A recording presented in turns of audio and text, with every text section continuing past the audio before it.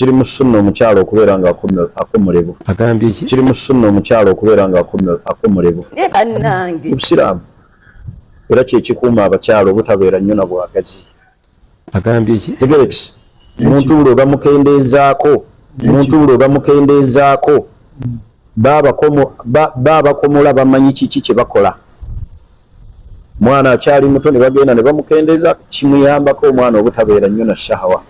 Kyokka ate bino yes ensi gye ziri naddala abawalabu abakwata sunna eyo bakikola.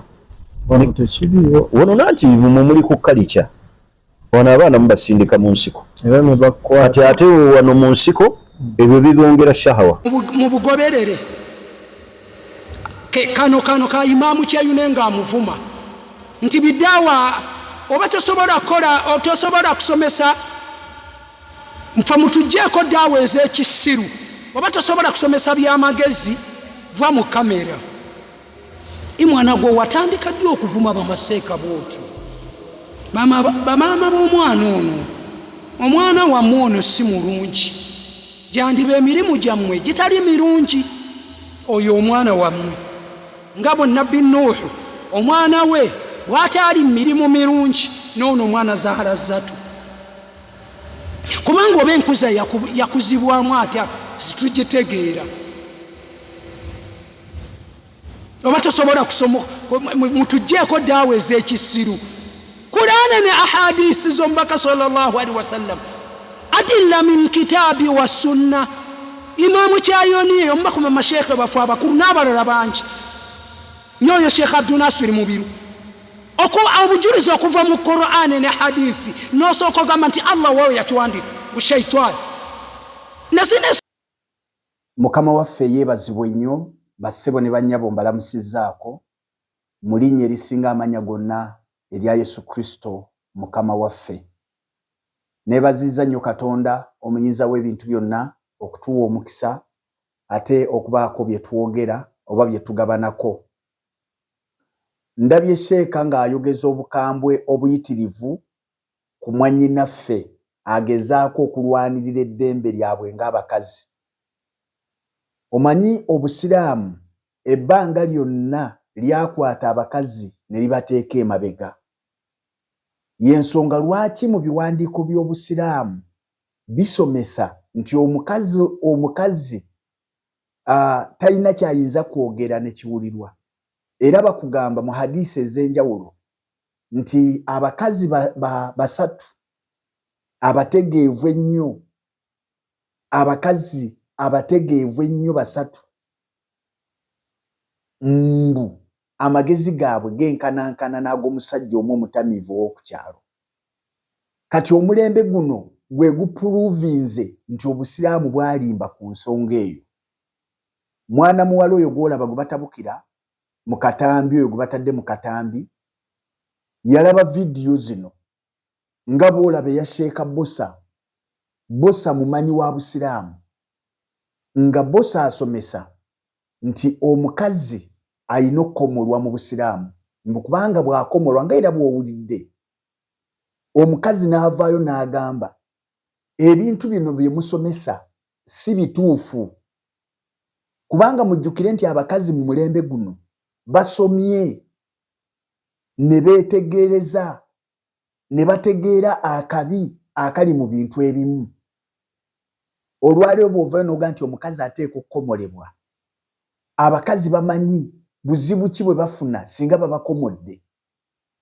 Omukazi bwe yavaayo n'akiwakanya, Sheeka wuuyo bawaawa ali mu kumutiisatiisa, nga tonnatiisatiisa mukazi Sheeka sooka ombuulire gwe mukazi wo wamutwala ne bamukomola, mukazi wo mukomole. Jangu mu kamera otukakase mukazi wo baamukomola. Abaana bo abawala nabo wabatwala ne babakomola. Bakomole. Lwaki oyagala osomesa ekintu abalala bakomolebwe ng'ababo si bakomole? Ye Sheeka Bosa atubuulire bawalabe bonna bakomole, yabatwala ne babakomola. Wabatwala ne babakomola. Olw'akabi akali mu bintu ebyo eby'okukomola abakazi yensonga gavumenti ya Uganda yayise etteeka ddamba wano twalina eggwanga ery'abasebbeyi nga bagamba ekyo kyabuwangwa bwaffe wano gavumenti n'ekigaana negamba nedda kubanga bamanyi akabi akali mu kukomola abakazi. Kati bubana abasajja baagala beetikke buli bugwenyufu bw'Abawarabu babututeekeko. Yensonga lwaki olaba be bamu abakulidde okufumbiriganwa kw'abaana abato, be bamu abakulidde okufumbiriganwa kw'abantu abalina oluganda. Olw'okuba Muhammadi bamulagira mu ssuula eya 33 aya ya 50 ne bamugamba olwaleero gwe Muhammadi okkiriziddwa okuwasa abaana bassengaawo, abaana ba kizibwewo, abaana b'abannyoka abato. Kati baagala kukwata ebyo byonna babireete munaffe tubikkirize. Nedda bassebo, tetugenda kukkiriza bintu bwe bityo. Ffe tuli bannayuganda abamanyi kye twagala, abamanyi empisa zaffe, abamanyi enneeyisa yaffe. Kati nze njagala gwe Omusiraamu agamba nti nze Obusiraamu mbwagala, vaayo otubuulire ng'oli muwala gwe baakukomola, wagenda ne bakukomola, wagenda ne bakutayirira gwe omukazi. Era gw'olaba nga kya buntu, era olaba nga kituufu. Eddiini bassebo ne banyabo muteeka akasengejja mu bintu. Tebamalaga kusomesa kintu n'opaaluuka nakyo. Teeka akasengejja ogaye naye nedda wano Muhammadi yalimba. Bwe kiba nga Abawarabu baali babikola ng'era bw'olaba ebisiyaga bye tulwanagana nabyo byonna byatandikira mu Bawarabu ne leero biyitirivu. Lwakuba tebasobola kuvaayo kwogera n'ebiyitirivu gye byatandikira. Genda onoonyereze Sodoma ne Gomora wewa leero. Kati waliwo ebintu bye tutagenda kukkiriza Basiraamu. Kati nga temunatabukira mukazi, omukazi yavaayo kwerwanako kubagamba nti n'ebye musomesa nga si bituufu. Ekifo ky'okuvaayo musomese nga mulaga nti nedda tukimenyeewo, muli mu kumutiisatiisa mu kamera, muli mu kumutimba kubanga avuddeyo ayogedde, kubanga mwe mutwala abaana abawala ng'ensolo oba ng'ekintu ekitalina mugaso. Yensonga lwaki ne mu mizikiti mubatuuza mabega ne muteekawo ne kateni, mubatwalira ddala ng'ekyenyinyalwa, mubatwala nga kyenyinyalwa, mubateeka mabega. Naye omulembe guno guvuddeyo okukakasa nti bye mulowooza ku bakazi si bituufu.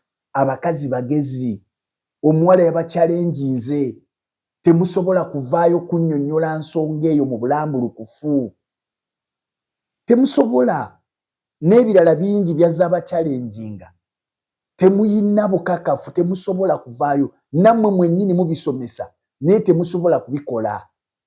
Omusiraamu ye muntu, Bayibuli gweyogerako akwata omugugu n'agutikka munne nga ye tayinza na kugunyeenyaako na lugalo. Temusobola. Byonna bye musomesa, nalaba sheeka asomesa emisota bwe gujja mu nnyumba gulamuse era omale ogugambe gubeere mu nnyumba y'ennaku 3, naye tayinza kugibeeramu nga mweguli.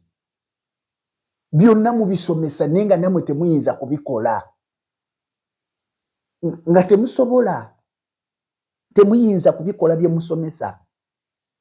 Sheeka Bosa abaana bo abawala si bakomole, bakazi bo si bakomole. Toyinza naawe okimanyi obubi bwakyo, tosobola kukikola kuba mumanyi oli musajja mutegeevu.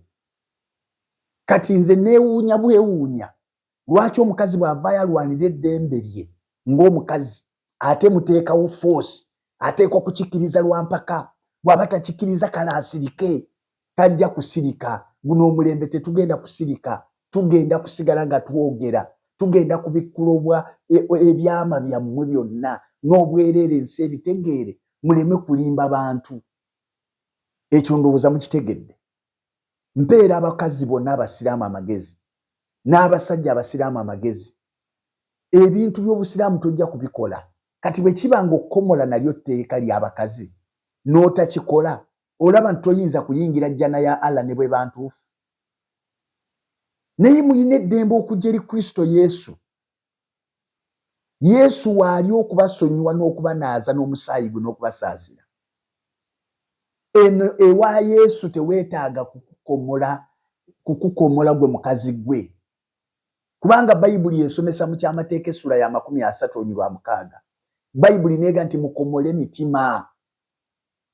Katonda ayagala okomole ekikuta kya mutima gwo ogyemu obubi. Siso si bwonoonefu obwo.